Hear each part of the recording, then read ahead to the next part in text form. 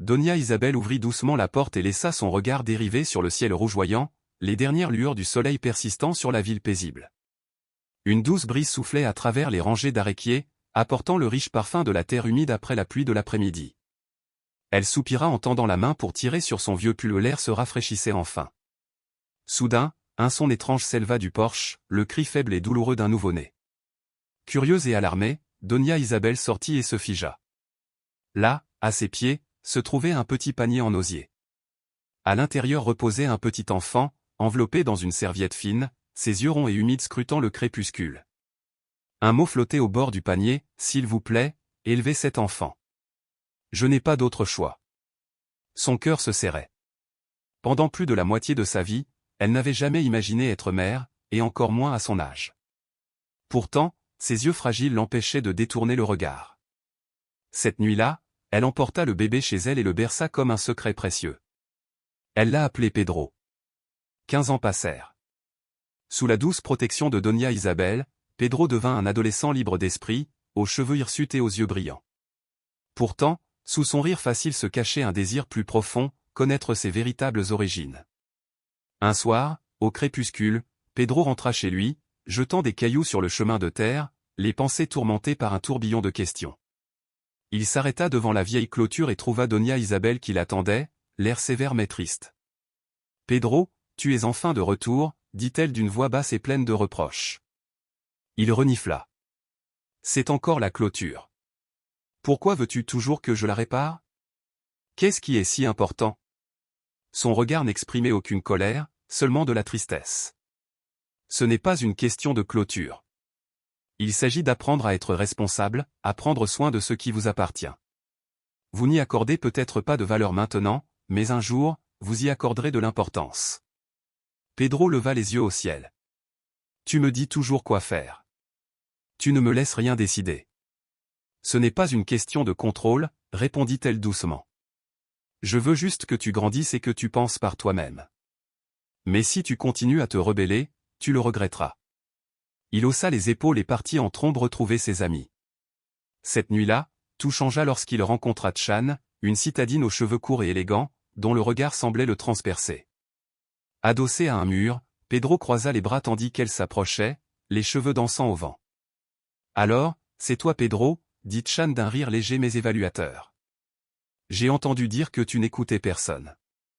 Je n'aime tout simplement pas être contrôlé, a-t-il admis. » Elle rit de nouveau. À partir de cet instant, leurs mondes se percutèrent. L'assurance et l'insouciance de Chan éveillèrent en Pedro un désir de liberté dont il n'avait fait que rêver. Mais Donia Isabel remarqua le changement. Pedro commença à rentrer plus tard, négligeant ses tâches ménagères et lui parlant avec une froideur qui la blessait.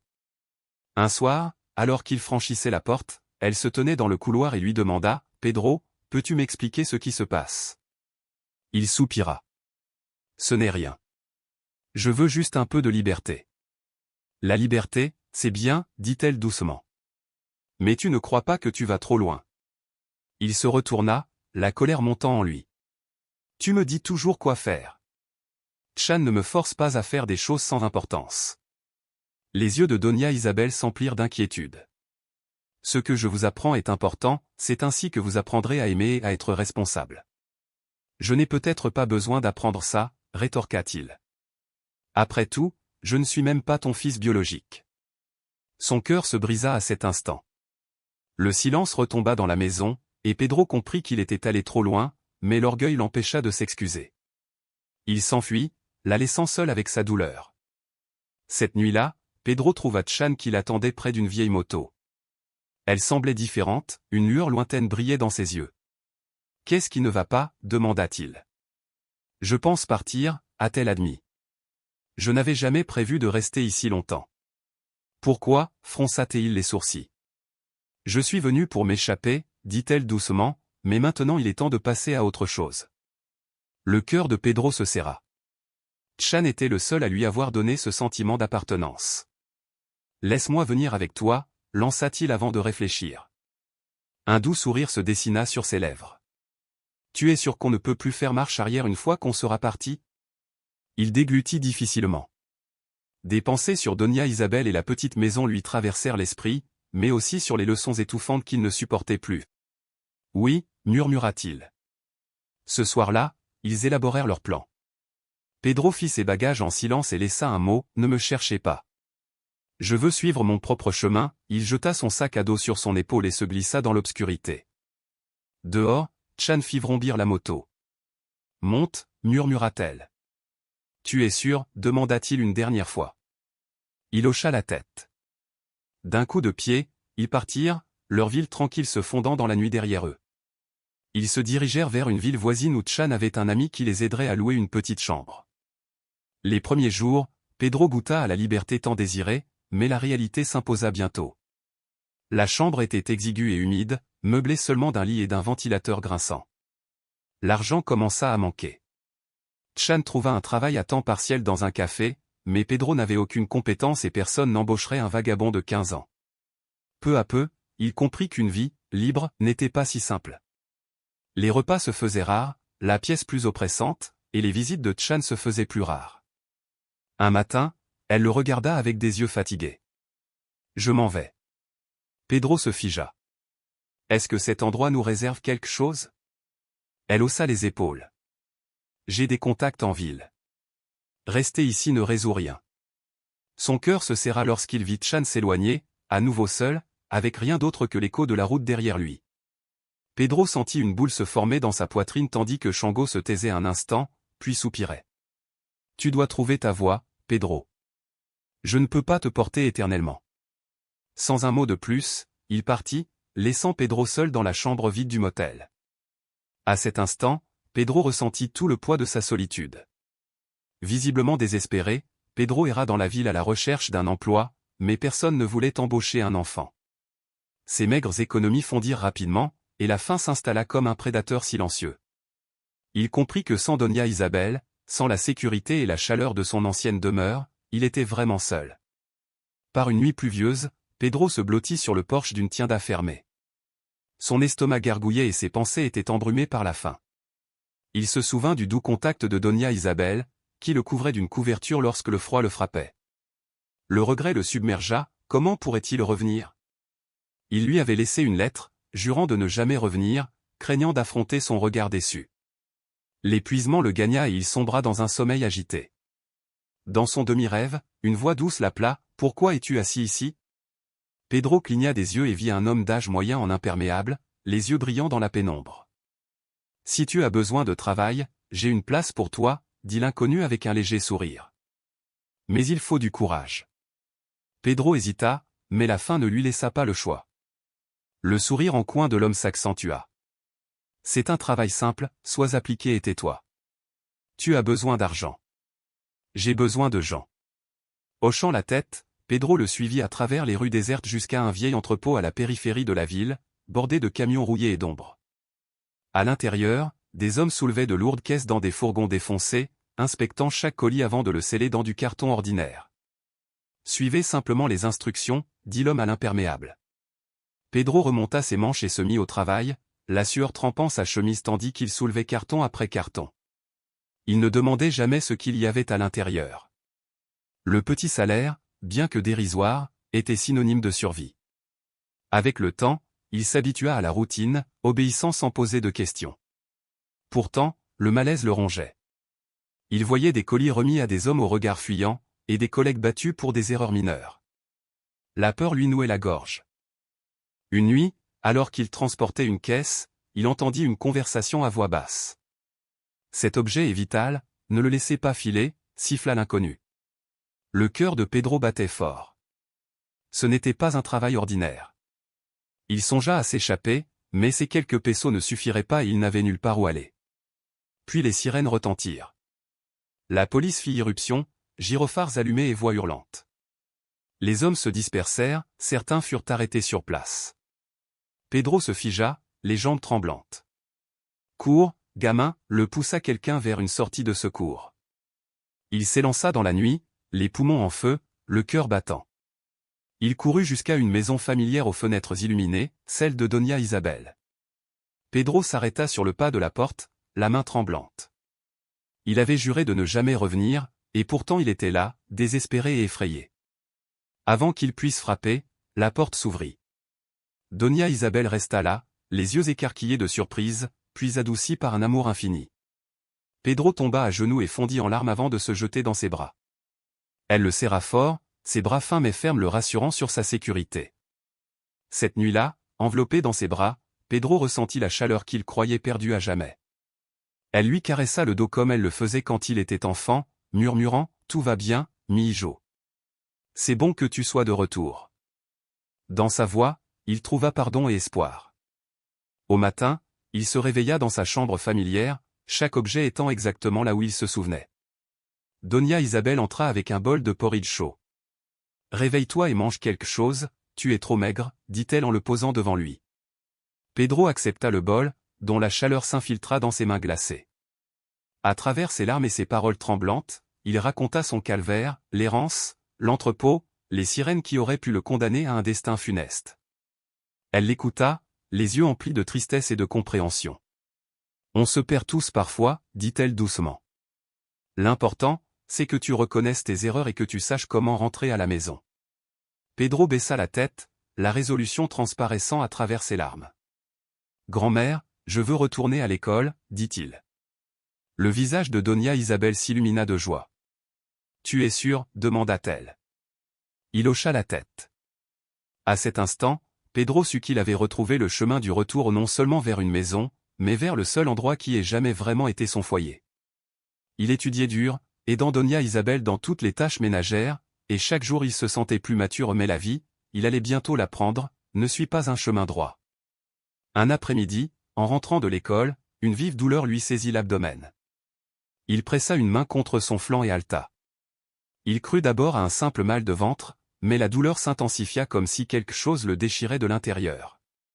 Il essaya de rentrer chez lui à pied, mais lorsqu'il atteignit le portail de Doña Isabel, sa vision se brouilla et il perdit toute force. Il s'effondra, abasourdi. Il l'entendit l'appeler, mais tout sombra dans l'obscurité. Quand Pedro rouvrit les yeux, une lumière blanche aveuglante l'accueillit. Les bips réguliers d'une machine emplissaient l'air, mêlés à l'odeur âcre du désinfectant.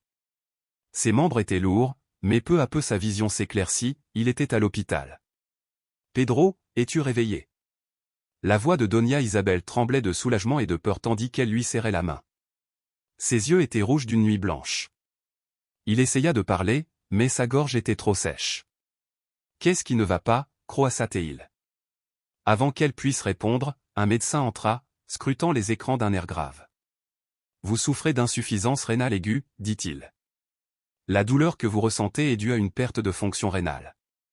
Nous avons réussi à gérer la situation temporairement, mais à long terme, vous aurez besoin d'une greffe. » Le cœur de Pedro battait fort.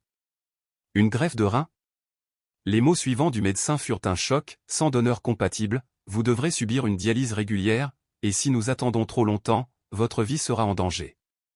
Un lourd silence s'abattit. Pedro regarda le visage pâle de Doña Isabel, les mains jointes. Il ne l'avait jamais vue aussi effrayée. « Quelqu'un peut-il faire un don ?» demanda-t-il doucement. Le médecin échangea un regard inquiet avec Doña Isabel. « Nous avons testé votre grand-mère, mais elle n'est pas compatible. Il faut maintenant chercher des parents biologiques proches. » La poitrine de Pedro se serra, il ne connaissait pas ses parents biologiques. Il fixa Doña Isabel, attendant.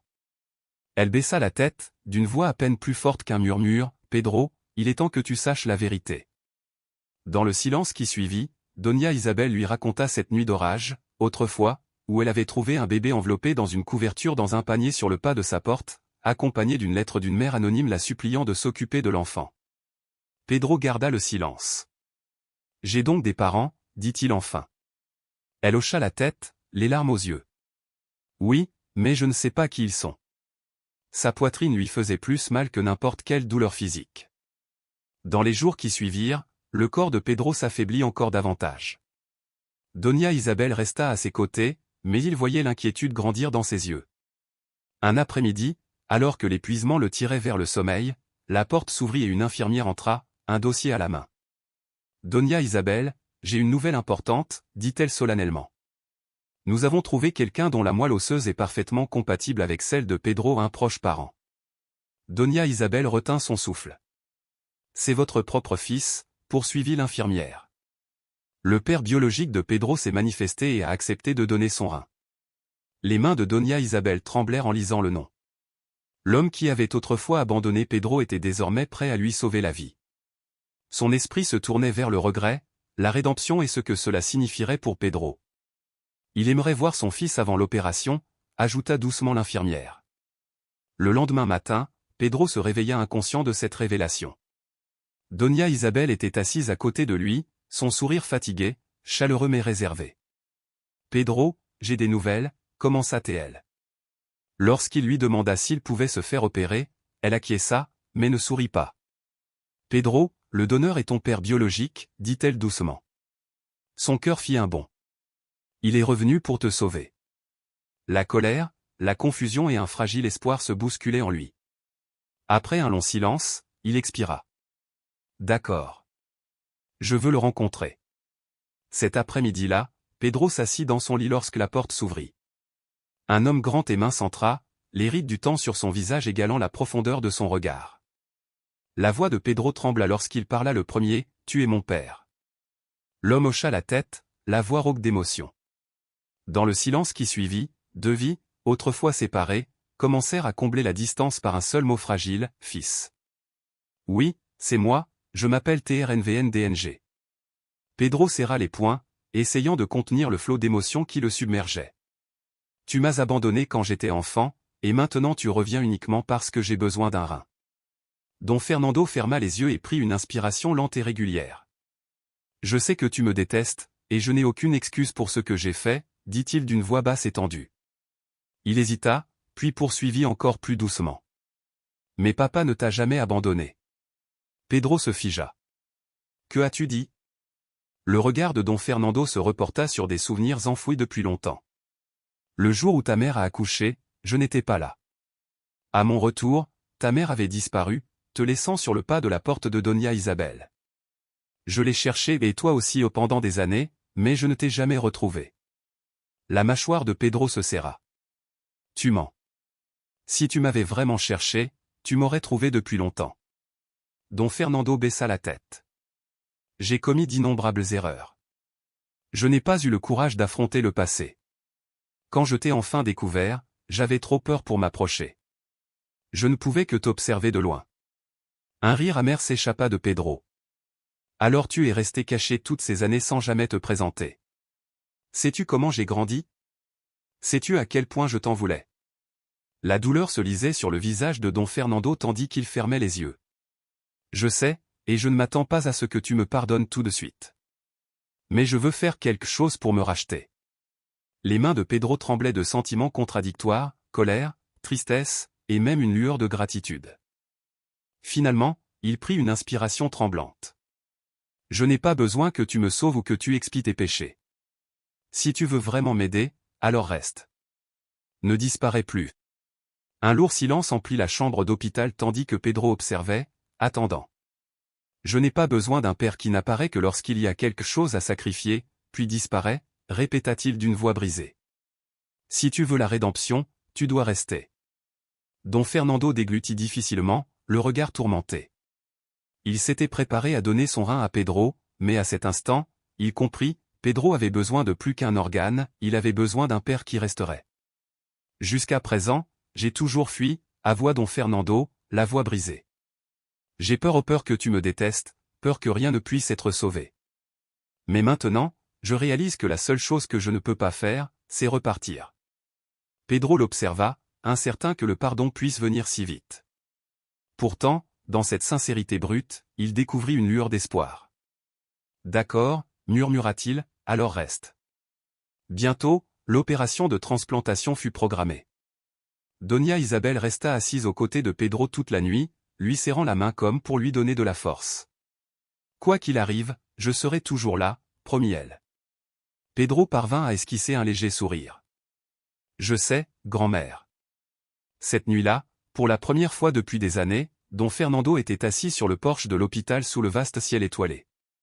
Il avait tout perdu sa femme, ses autres enfants, son honneur mais cette fois, il se jura qu'il ne perdrait pas Pedro. Le lendemain matin, l'opération fut un succès. Pedro se réveilla sous les lumières vives de l'hôpital et une douleur sourde au ventre et un soulagement. « Pedro, es-tu réveillé » s'écria Doña Isabel, les larmes aux yeux. Il sourit faiblement. « Grand-mère » Une infirmière entra, rayonnante. Tout s'est parfaitement déroulé. Le nouveau rein s'adapte bien. Pedro ferma les yeux, un profond soulagement l'envahissant. Il était vivant, et pas seul. Dans les jours qui suivirent, Pedro et Don Fernando se relevèrent côte à côte. Leurs conversations furent rares au début, mais peu à peu, les silences se réduisirent. Don Fernando commença à partager des histoires sur la mère de Pedro, ses propres regrets et les années de solitude passées à se cacher de son passé. Pedro écoutait en silence, incertain de pouvoir encore pardonner, mais sentant son ressentiment s'apaiser. Doña Isabel les observait avec soulagement. Elle avait craint que Pedro ne découvre jamais ses origines, mais maintenant, avec la présence de son père, tout avait changé. Quand le jour de leur départ arriva, le ciel était clair et doré. Pedro sortit, prit une grande inspiration et se sentit renaître. Don Fernando se tenait à côté de Doña Isabel, l'espoir brillant dans ses yeux. « Je veux tout recommencer » dit Pedro en croisant le regard de son père. « Nous pouvons essayer » répondit Don Fernando en hochant la tête. Les larmes de joie de Doña Isabel scintillaient dans la lumière du matin. Pour la première fois depuis des années, leur famille se sentait au complet. De retour dans leur petite maison, la vie était loin d'être facile. Pedro s'irritait encore d'appeler Don Fernando « papa », et Don Fernando peinait à combler le fossé des années perdues. Mais il persévérait, il réparait la vieille clôture avec Doña Isabel, faisait les courses et, tout simplement, était là. Un après-midi, Don Fernando apporta à Pedro un verre de jus d'orange et lui demanda doucement « Te souviens-tu de la première fois où tu as bu du jus d'orange » Pedro fronça les sourcils. « Comment le sais-tu » Don Fernando souriait malgré sa nostalgie. « Ta mère me préparait du jus d'orange quand j'étais petit. Chaque gorgée me faisait grimacer à cause de l'acidité, mais je le buvais quand même pour lui faire plaisir. » Tandis que Pedro tenait le verre, un sentiment nouveau s'éveilla en lui, un lien non seulement avec Don Fernando, mais aussi avec la mère qu'il n'avait jamais connue. « Comment était-elle » demanda-t-il doucement. Le regard de Don Fernando s'adoucit. Elle était forte et aimante. Elle adorait ses enfants plus que tout. Pedro se tut, regardant le soleil disparaître à l'horizon. Pour la première fois, il avait envie d'en savoir plus sur sa mère et de construire un avenir avec son père revenu pour rester. Ce soir-là, au cours d'un dîner avec Doña Isabel et Don Fernando, Pedro prit la parole « Je veux retourner à l'école ». Doña Isabel haleta, les larmes aux yeux, et Don Fernando rayonna de fierté.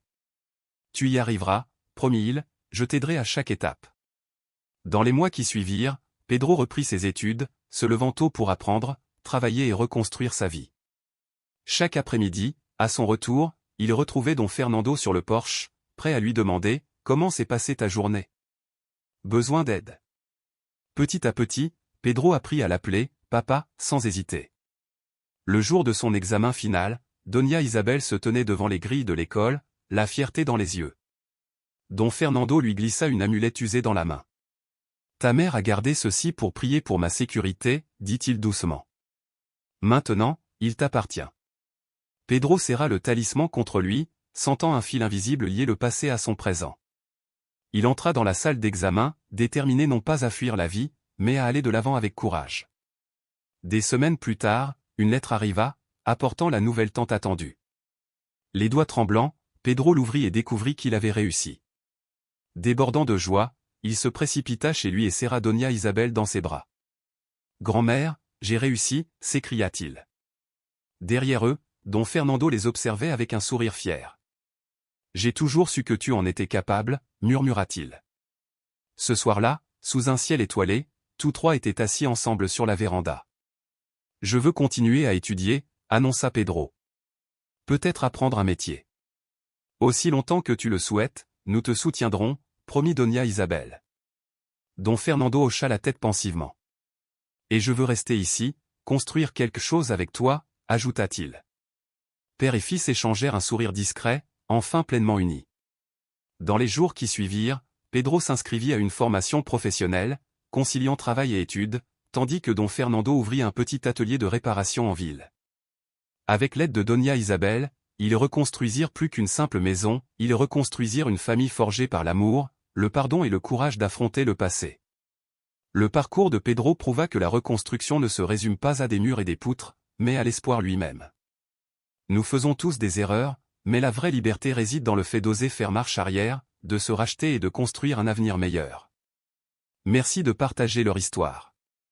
Que vous trouviez toujours le bonheur auprès de ceux que vous aimez et que vous ne cessiez jamais de vous battre pour un avenir meilleur.